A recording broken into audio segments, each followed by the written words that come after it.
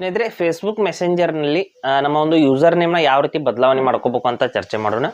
Facebook ಮೆಸೆಂಜರ್ನ user ನೇಮ್ನ ನಾವು ಯಾವ ರೀತಿ ಬೇಕೋ ಆ ರೀತಿ ಸೆಟ್ ಮಾಡ್ಕೋಬಹುದು.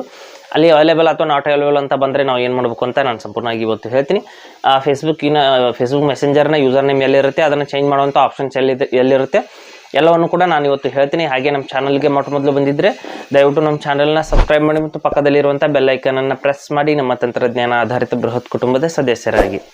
ಸ್ನೇಹಿತರೆ, ಫೇಸ್ಬುಕ್ ಮೆಸೆಂಜರ್ನ ಓಪನ್ ಮಾಡಿಬಿಟ್ಟು ಯಾವ ರೀತಿ ನಾವು ಯೂಸರ್ ನೇಮ್ನ ಬದಲಾವಣೆ ಮಾಡ್ಕೋಬೇಕು ಅಂತ ಹೇಳ್ತೀನಿ. ನೋಡಿ, ಫೇಸ್ಬುಕ್ ಮೆಸೆಂಜರ್ನ ನಾನು ಓಪನ್ ಮಾಡಿದ್ದೀನಿ. ಮಾಡಿದ ನಂತರದಲ್ಲಿ ಕೆಳಗಡೆ 3 ಲೈನ್ಸ್ ಮೇಲೆ ಕ್ಲಿಕ್ ಮಾಡ್ಕೋಬೇಕು. ಮಾಡಿಬಿಟ್ಟು ಇಲ್ಲಿ ಮೇಲ್ಗಡೆ ಸೆಟ್ಟಿಂಗ್ಸ್ ಅಂತ ಒಂದು ಆಪ್ಷನ್ ಇದೆ ನೋಡಿ, ಅಲ್ಲಿ ಕ್ಲಿಕ್ ಮಾಡ್ಕೋಬೇಕು.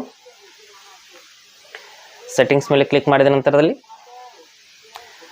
ಇಲ್ಲಿ ಸ್ವಲ್ಪ ಕೆಳಗಡೆ ಇಲ್ಲಿ ನೋಡ್ಬೋದು ಯೂಸರ್ ನೇಮ್ ಅಂತ ಒಂದು ಆಪ್ಷನ್ ಇರುತ್ತೆ, ಅಲ್ಲಿ ಕ್ಲಿಕ್ ಮಾಡ್ಕೋಬೇಕು.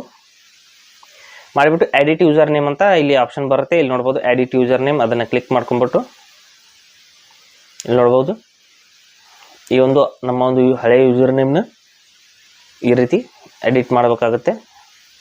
ಇಲ್ಲಿ ನೋಡಿ, this user name is not available ಅಂತ ಬಂದರೆ ನೀವು ಬದಲಾವಣೆ ಮಾಡಬೇಕು. ನಿಮ್ಮ ಹೆಸರಿನಲ್ಲಿ ಸ್ವಲ್ಪ ಸರ್ನೇಮ್ ಆ್ಯಡ್ ಮಾಡಬೇಕು ಅಥವಾ ಅದರೊಟ್ಟಿಗೆ ಏನಾದರೂ ನಂಬರ್ಸ್ನ ಆ್ಯಡ್ ಮಾಡಬೇಕು.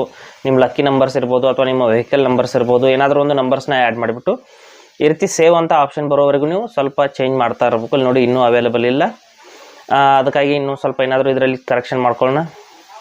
ಇಲ್ಲಿ ನನ್ನ ಡೇಟ್ ಆಫ್ ಬರ್ತ್ ಇಯರ್ನ ಆ್ಯಡ್ ಮಾಡ್ತೀನಿ ನನ್ನ ಹೆಸರಿಗೆ. ನೋಡಿ, ಡೇಟ್ ಆಫ್ ಬರ್ತ್ ಇಯರ್ನ ಆ್ಯಡ್ ಮಾಡಿದ ನಂತರದಲ್ಲಿ ಸೇವ್ ಅಂತ ಆಪ್ಷನ್ ಬರುತ್ತಾ ಇಲ್ವ ಅಂತ ನೋಡೋಣ. ಇಲ್ಲಿ ನೋಡ್ಬೋದು ಸೇವ್ ಅಂತ ಬ್ಲೂ ಕಲರ್ನಲ್ಲಿ ಮೇಲ್ಗಡೆ ಆಪ್ಷನ್ ಬಂದ ನಂತರದಲ್ಲಿ ನಾವು ಅದರ ಮೇಲೆ ಕ್ಲಿಕ್ ಮಾಡಿಬಿಟ್ಟು ಸೇವ್ ಮಾಡ್ಕೋಬೇಕಾಗುತ್ತೆ.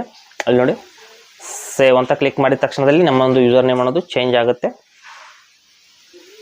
ಸ್ವಲ್ಪ ವೇಟ್ ಮಾಡಿದ ನಂತರದಲ್ಲಿ ನೋಡ್ಬೋದು ನಮ್ಮ ಒಂದು ಯೂಸರ್ ನೇಮ್ ಅನ್ನೋದು ಬದಲಾವಣೆ ಆಗಿದೆ.